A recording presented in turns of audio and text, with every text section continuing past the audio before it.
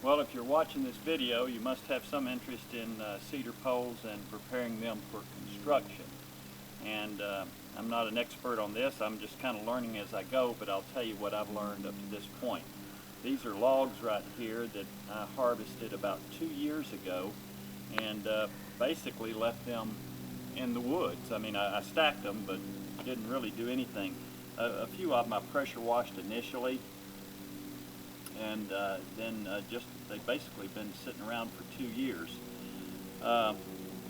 We're now going to use them for poles in our cabin on the exterior porch. So the first thing I did after I harvested them, and then I brought them up here, and I have taken a chainsaw and cut the knobs off pretty close.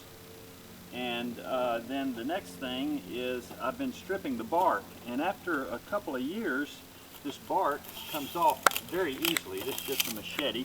You can get a drag knife or something like that. And actually I've been taking this and piling it over in a pile, and I think it'll make a pretty good fire starter. So we've got quite a pile of this dried bark.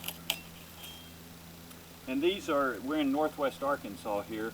These are we call them cedar here, but they're really not. They're juniper, and I guess they're native to this area. But anyway, after leaving them in the woods, people said, well, you should get them up off the ground. You should, you know, strip them. You should pressure wash them, put some stain or something like that on them. But I didn't do any of that. So I just left them, and what I'm finding now is, number one, the bark comes off very easily.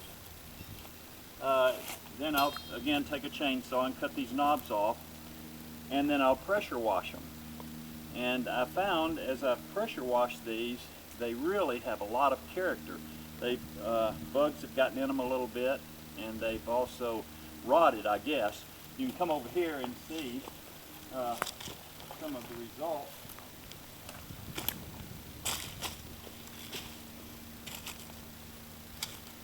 The detail where these worms have got underneath this bark, and it has really given it a lot of character, I think, if you like that sort of stuff. You know, some people put them up here where they're just more like this, just very smooth, and do it before the worms really get to it.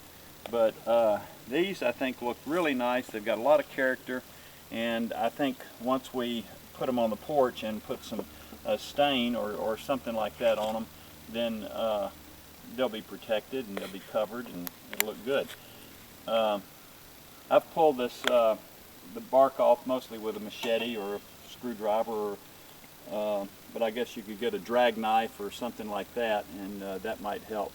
But really, a couple of years laying around, this bark comes right off real easy, and then there's a lot of areas in here that have a lot of character. So that's what I know about it, and like I say, I'm just kind of learning as I go. But and if it turns out well, I'll make another video.